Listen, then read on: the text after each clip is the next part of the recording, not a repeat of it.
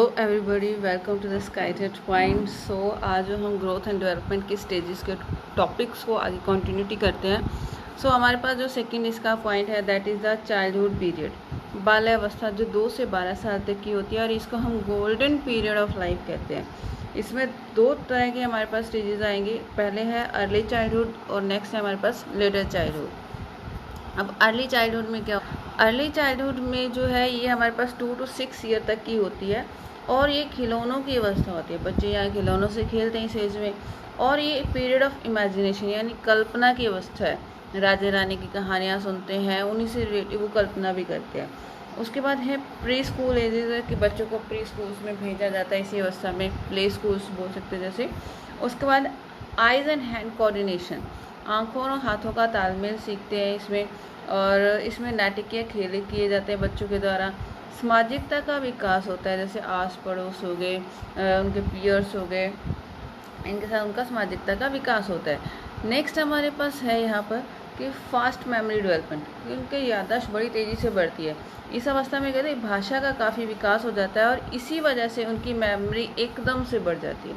देखो, जब भाषा का विकास हो गया तो उनका मेमोरी लेवल भी ऑटोमेटिकली बढ़ जाएगा।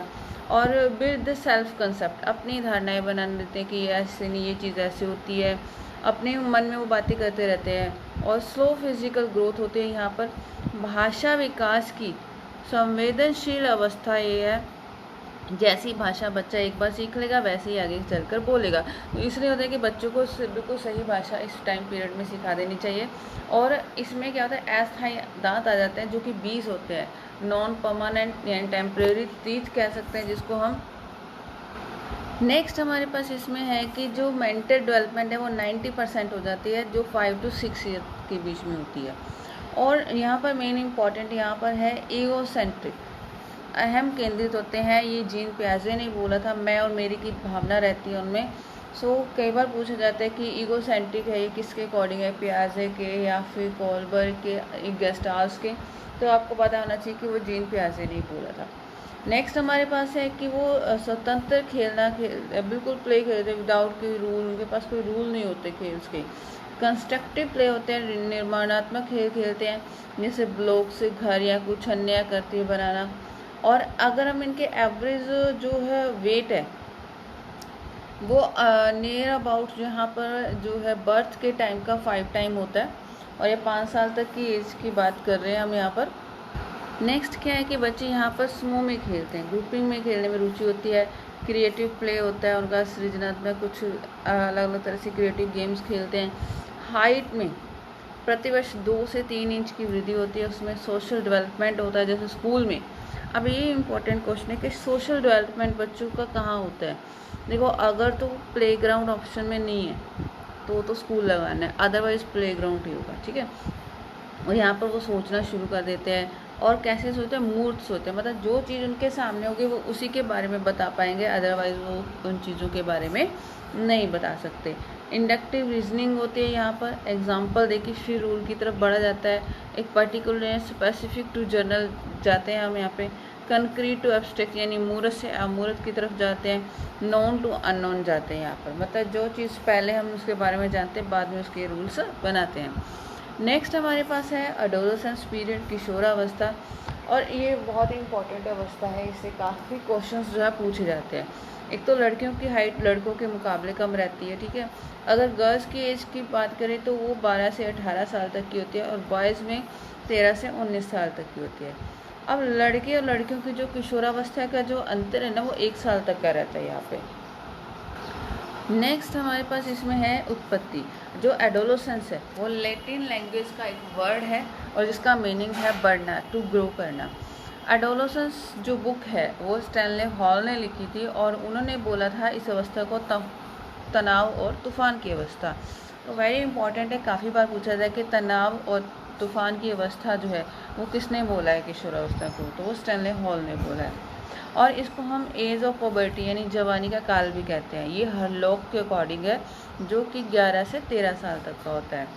अब जो किशोरावस्था है उसको हम टीन एज भी कहते हैं, क्योंकि इसी एज में हमारे पास 13, 14, 15 ये सारे एजेस कवर अप होते हैं। और इस काल को क्या है, हम क्या कहते हैं, एज ऑफ ब्यूटी भी कहते हैं। और अर्ली जो एडोलेसेंस है, जो पूर्व किशोरावस्था है, वो लड़कियों के लिए 12 से 15 है और लड़कों के लिए 13 से 16 साल तक की होती है।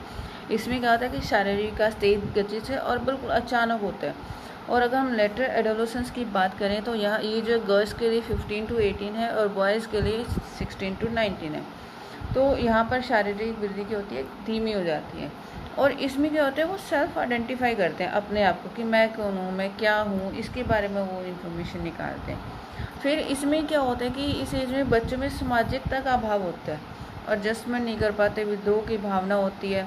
अब जो किरपैट्रिक्स है उसने इसको जीवन का सबसे कठिन काल का है, क्योंकि यहाँ पर क्या होता है, बच्चा नशा या अपराध की ओर उन्मुख हो सकता है, इसलिए उसे सही मार्गदर्शन की क्या होती है यहाँ पर सबसे ज़्यादा ज़रूरत रहती है। इसमें हमारे पास जो है बच्चा वो अमूर्त चिंतन करता है कि चाहे वो वस्तु बच्चे के सामने हो चाहे ना हो, फिर भी वो उसके बारे में बता सकता है।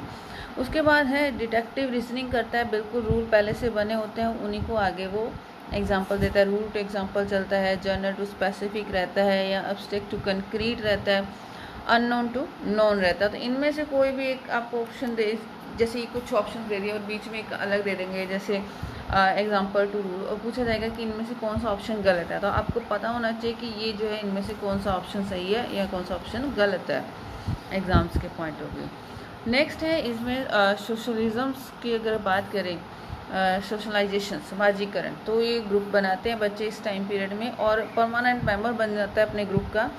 और इस अवस्था में क्या होता है, उसके लिए उसका ग्रुप सबसे इम्पॉर्टेंट होता है, उसके पेरेंट्स उसके स्कूल से भी ज़्यादा इम्पॉर्टेंट होता है। और अगर मानसिक विकास की बात करें तो वो 100% हो चुका होता है। और क्रो एंड क्रो ने कहा है कि ये जो मानसिक विकास है वो है 16 ईयर तक हो जाता है, और जे.बी. वॉटसन ने कहा है कि ये 18 साल तक का मानसिक विकास हो जाता है। नेक्स्ट हमारे पास जो फोर्थ स्टेज है वो है अडल्टहुड। अडल्टहुड में क्या होती है, एक तो टीनेज ख़त्म हो जाती है, और ये एज कहाँ से कहाँ तक होती है, 19 to 60 या फिर 18 to 60 रहती है, और 20th की शुरुआत हो जाती है और मैच्योरिटी आ जाती है बिल्कुल जो बालिकाओं बालक में सभी में। और ये जो है एक व्यक्ति की ज़िंदगी का सबसे लंबा काल है, और व्यवसायी मतलब जॉब वगैरह करते हैं, अपना बिजनेस स्टार्ट करते हैं, समायोजन की योग्यता यहाँ पर उसमें एडजस्टमेंट की जो है अच्छी एबिलिटी उसमें आ चुकी होती है। नेक्स्ट हमारे पास है ओल्ड एज। ओल्ड एज जो है वो हमारे पास 62 टिल डेथ तक रहती है। इसमें हमारे पास मेमोरी जो है काफ़ी कमज़ोर हो जाती है, और सेंसिटिव पीरियड है, क्योंकि यहाँ पर हमारे पास क्या केयर करने की सबसे ज़्यादा ज़रूरत है, और समायोजन का भी यहाँ पर क्या हो जाता है, अभाव हो जाता है। नेक्स्ट हमारे पास है कि मैच्योरिटी क्या होता है। मैच्योरिटी एक ऐसी अवस्था है जो जन्म के समय मौजूद योग्यता, गुणों और विशेषताओं के विकसित होने के कारण जीव में उत्पन्न होती है। कि जो हमारे जन्म के समय हमारे पास जो भी गुण थे, जो योग्यताएं थी, विशेषताएं थी, उन सब के कारण जो आज हमें जो मैच्योर एक विकास हुआ है हमारे लाइफ में पूरी तरह से, वो क्या मैच्योरिटी है। और ये क्या होती है कि ये जीवन में सीखे बिना गुजरती है, मतलब हमें इसे वो सीखते नहीं है, ये अपने आप हमारे अंदर आ जाती है।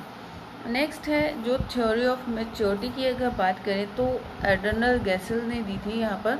उन्होंने कहा कि एक प्राणी में मैच्योरिटी की दर क्या अलग अलग रहती है, सेम नहीं रहती, डिफरेंट रहती है।